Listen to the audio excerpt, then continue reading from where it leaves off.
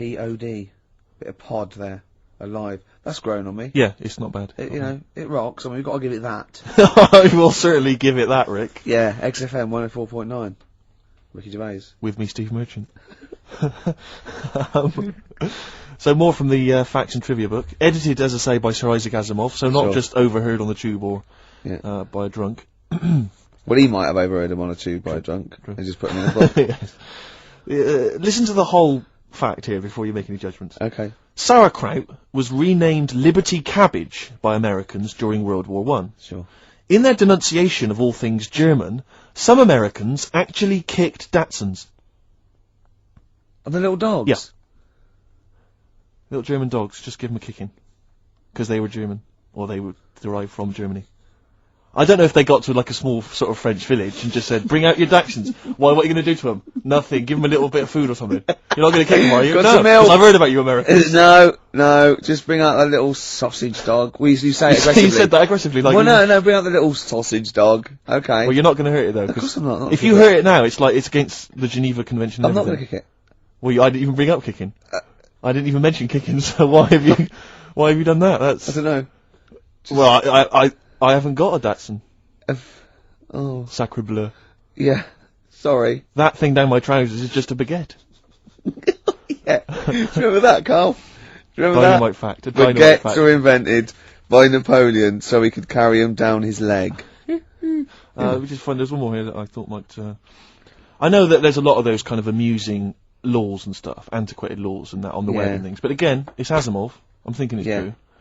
City Ordinance number 352 in Pacific Grove, California, makes it a misdemeanor to kill or threaten a butterfly.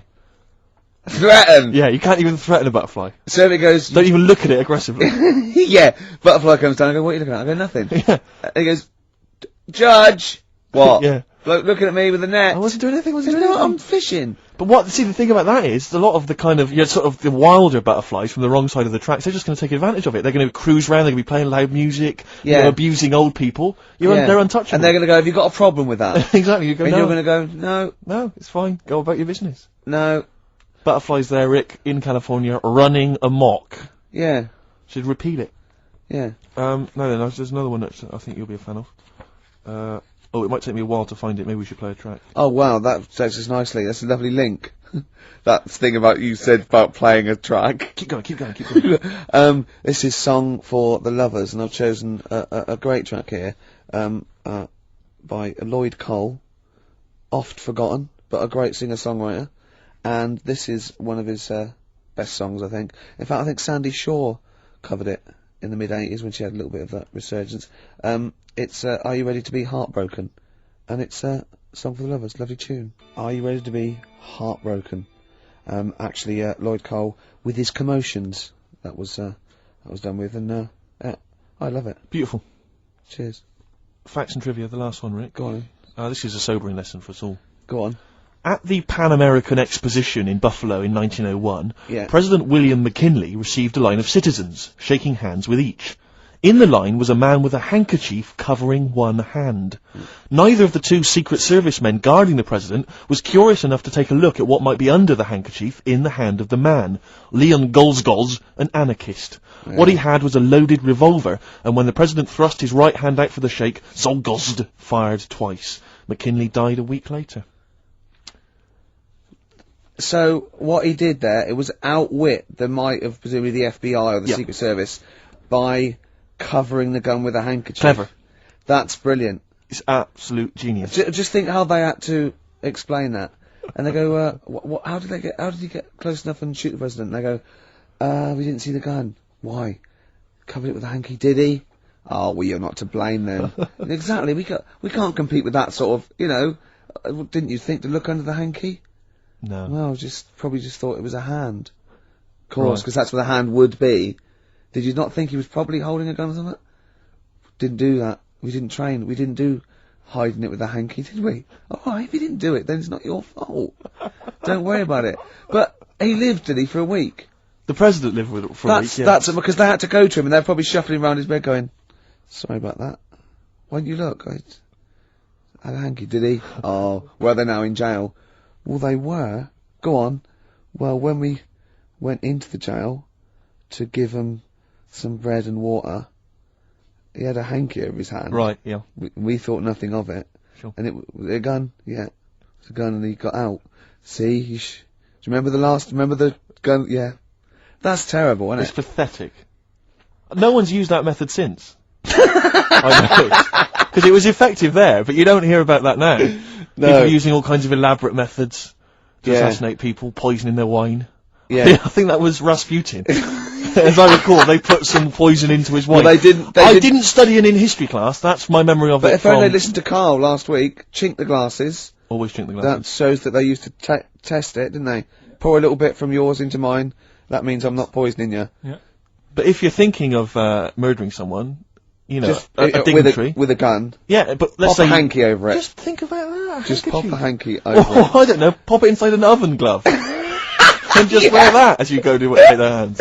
Or sooty. Or one of those big gladiator-style pointing foam hands they used to have on gladiators. Yeah. That was genius. Yeah. I'm just using this because I love the No president. gun in there, is there? No. It's just a big finger. Check if you want. Yeah. Well, no, we won't then if you said check. Right? That's Oh, unlucky. have I ever told you my method, Carl, my genius method of assassinating someone? This is brilliant. This is the ultimate crime. Oh, Is this the Ice Cube one? Have I told it to you before? No, but I know that. What's Is the that the Ice one? Cube one? When you shoot an ice bullet. you get someone round. Rick, don't say it, don't reveal it, because it's my story to tell. Oh, Blabbing there's it two. out. I know two of them. Well, listen, let me tell you it and see if this is the one, right? This is genius. Right, you rent a room across the street from the person you want to kill, right? And then when their window's open one day, right, what you've done is you've made an arrow from ice. Okay, and then what you do is you train like to become a brilliant marksman with a bow and arrow. It's an old one. It is brilliant, but this is why it's classic. And then you shoot them with the arrow. Then- It goes across the street into their heart, kills them instantly. But what's brilliant is the arrow, the murder weapon, it then melts, Yeah. dries out. There's no murder weapon, and then you can take apart the bow. and that's fine. Another one, Steve, They did is that to on stab them, Columbo. then take it out and walk away. No, Same, because no murder weapon. No, but there's but you got to get into the building. This is the point. You're across the street. Right. The only thing that could get What you is about if an someone arrow- saw you shooting an arrow. out What the about window. an arrow on a string? Arrow on a string? What are you talking about? No, not an arrow on a string, because that's not going to work. What if the string broke as you were trying to loot? Good point, good point, good No, point. Rick, No, the ice arrow is the only way. The ice arrow is the only perfect method of assassination. That was on Columbo. Was it? But there's another one. Do you know, like I was saying about the... The murder weapon's irrelevant, Steve. What? The fact that it's a murder weapon that is irrelevant. No, because there are fingerprints on it and stuff. You're having a laugh, Rick. I defy you to win. There's to no win. fingerprints on a bullet when it goes through your head Never- at 12,000 Yeah, but they can miles an trace hour. it to the same gun, can't they? They can figure that out. Throw the gun away! No, but they'll find the gun. They always find the gun. Burn I've it. seen it. No, you can't burn a gun. Rick, my point is... Melt it. No, the point is his fingerprints and stuff. Well, no, wipe it. Ricky, never Wear try and kill gloves. someone. Wear gloves. They'll catch up with you. They'll always catch up Will with you. they? Oh, I won't then. The ice arrow is the only way. No, The ice arrow I is bet that was the only- one case that Columbo didn't solve. That's one of them. The other one is, do you know I was saying the other week about the drinks and you chink your glasses and stuff? Yeah. A way around that, put the poison in the ice cube. You quickly have a swig before it's melted. Before it's and they'll melted. go, that's alright, I can drink that, it's not dangerous. Just say, oh, I'm going to show you some pictures or something. Let the ice cube melt, the poison goes in the drink, you say, oh, knock that back. Yeah. You look thirsty, they'll have it, they'll die. Genius. That is good. Carl, you and I, man, we're like criminal masterminds. Yeah. All What right? happens when they find the poison in the body and go, well, he was at Carl's house drinking, it might have been... You'd have legged it. Oh, yeah. He'd have been off with his missus and like £30,000 or whatever it was. Yeah. Wouldn't it? Yeah. So that's perfect as well, is That it? is the perfect crime, so, Rick. so it's, hold on, are all perfect crimes to do with ice? Pretty much. We were talking earlier about people who use Americanisms like Yeah. they've used it all their life, and it's our pet hate, isn't it? Really, Oh.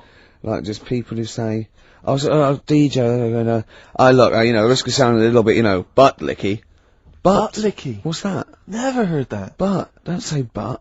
Yeah. I heard someone say he was on my ass. Oh.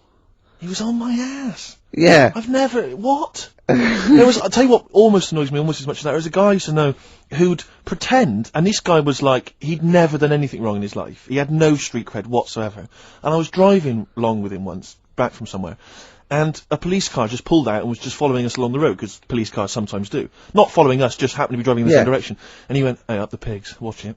like what? I was supposed to think, what, you've done some crime? Yeah. You're part of Grand Theft Auto 3, and I better be careful, because you've got some knocked out, off gear in the back. Yeah. You'll watch it, it's the bloody pigs. Or a dead, just play it cool, a made man that you just killed in the boot. Nonsense, and I just was so annoyed with that kind of pretending to have street cred. I know, just I remember once, right, an American came to our school, we were all about 13 or 14, and he was like, you had to be his friend. And there was like people vying for his attention, because he was sort of like this cool American bloke, right? And, he was like good at sports, he's always, it's just great. And, I remember someone saying like tube, a toothpaste, and he laughed, said tube. I go, well, what is it? They said, it's tube. Right? And people go, no, it's tube, right? And it's tube, right? And I went, I say tube. He went, and they sort of looked at me, and they just thought, you liar. I just went, no, I say, let me think, no, I say tube.